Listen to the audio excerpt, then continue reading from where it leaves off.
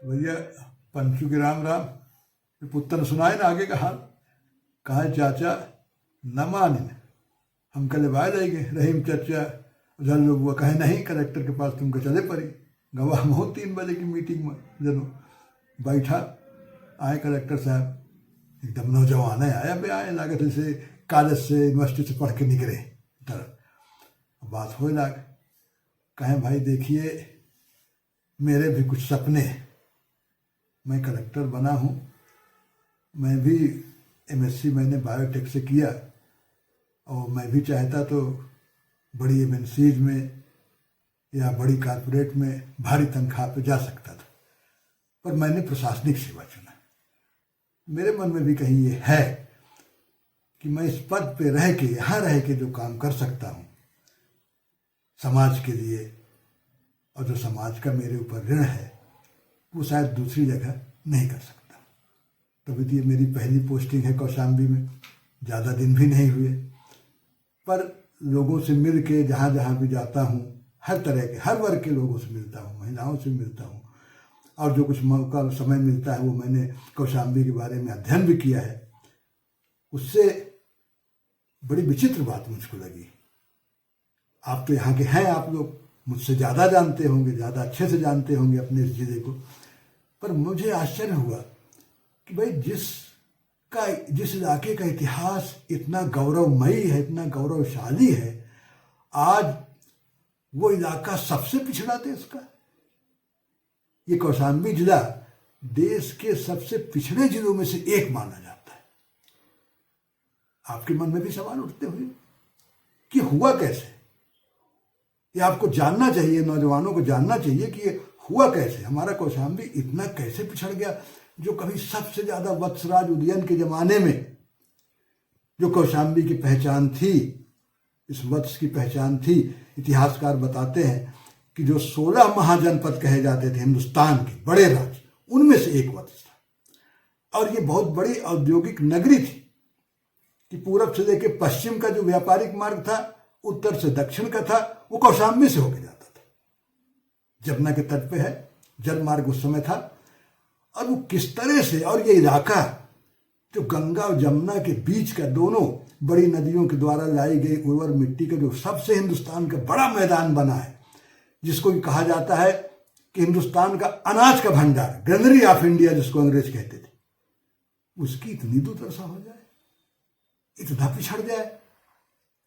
महिलाओं की साक्षरता बहुत कम, 48%, आदमियों में बहुत कम। इस मामले में मैं केरल से हूं, और केरल में आप देखिए साक्षरता का प्रतिशत क्या, बहुत छोटा सा राज्य। तो ये क्यों हुआ, इस पर भी आप नौजवानों को सोचना चाहिए, जानना चाहिए, पूछना चाहिए, इतिहास खंगालना चाहिए, बुजुर्गों से बात करनी चाहिए। और फिर ये देखिए कि किस तरह से हम फिर से अपने जिले को आगे बढ़ा सकते हैं, उसमें हम क्या सहयोग कर सकते हैं, नौजवानों की क्या भूमिका हो सकती है, बुजुर्गों की क्या भूमिका हो सकती है। इतना तो किया जा सकता है, कम से कम बैठ के हम लोग चर्चा तो करें, इतिहास के पन्नों के साथ साथ वर्तमान को भी देखें कि आखिर क्यों पिछड़ा ये इलाका। कि यहाँ पे जिला मुख्यालय जिसको कहते हैं, वहां भी लड़कियों का इंटर कॉलेज तक नहीं है। कोई इस तरह के उद्यम यहाँ पे नहीं है बड़े, जिसमें लोगों को काम मिले, या उस तरह के प्रशिक्षण के स्कूल या कॉलेज नहीं है, ट्रेनिंग स्कूल नहीं है कि यहाँ के लोगों को काम मिले, कि वो कहीं काम कर सके, सक्षम जो है रोजगार उनको मिले, खुद से इंटरप्रेन्योरशिप आए। यहाँ इतना अन्न का उत्पादन होता है, उससे जुड़ी चीजें होनी चाहिए। एकदम सन्नाटा कैसे हुआ, आपके मन में आया होगा, आपने सवाल उठाए होंगे। चलिए, ये तो लंबी चर्चा है, अब जब तक मैं रहूंगा आप लोगों से चर्चा होती रहेगी इस पर।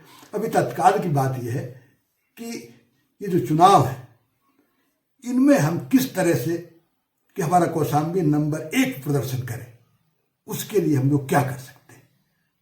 इसके लिए योजना बनाई जाए और उस योजना पे अमल किया जाए। मुझे सबसे ज़्यादा उम्मीद नौजवानों से है।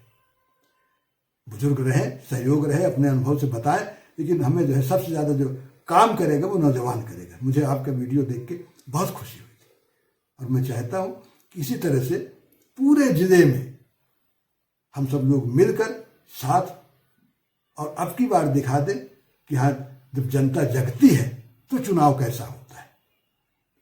कहीं भी कोई फर्जी वोटिंग नहीं हो, कहीं भी कोई गड़बड़ नहीं हो, और सबसे ज़्यादा मतदान, अभी कहा जाता है कि मतदान होता है नॉर्थ ईस्ट में, सबसे ज़्यादा मतदान लोग करते हैं वहाँ पे, तो वहाँ भी इस तरह के मतदाता जागरूकता अभियान चलाए गए थे। तो यहाँ भी हम चलाएं और दिखा दें कि हमारा कौशाम्बी मतदान में नंबर 1 होगा। और उसके बाद फिर हम लोग और आगे के कार्यक्रमों के बाद पे कैसे हम अपने इस जिले को सबसे बढ़िया जिला बनाएं, जैसे इसका गौरवशाली अतीत रहा है उसके आसपास पहुंचने का सोचे तो कम से कम। चाचा इतना बढ़िया बोले और ला गए न तन को, ये साउथ के हैं। तो रहीम चाचा पूछे ने, कहे आप तो जनाब इतना बढ़िया हिंदी बोल देते हैं कि कोई कह ही नहीं सकता। कहे हाँ, केरल से हूँ, लेकिन मेरे पिताजी नौकरी के सिलसिले में नॉर्थ में रहे, वहीं मेरा जन्म हुआ और शिक्षा भी हुई, तो भाई हिंदी उसी तरह बोलता हूँ जैसे आप बोलते हैं। लेकिन कुछ चीज़ें हैं, मैं चाहता हूँ तो हम लोग मिलकर बैठ के तो मीटिंग एक बात फिर ख़त्म हो गया। हम कहा आप उत्तम, तुम तो यार ऐसा झाझा बांधे हो कि अगर सुनते रहे तुम्हारी कथा। तो भैया नमस्कार।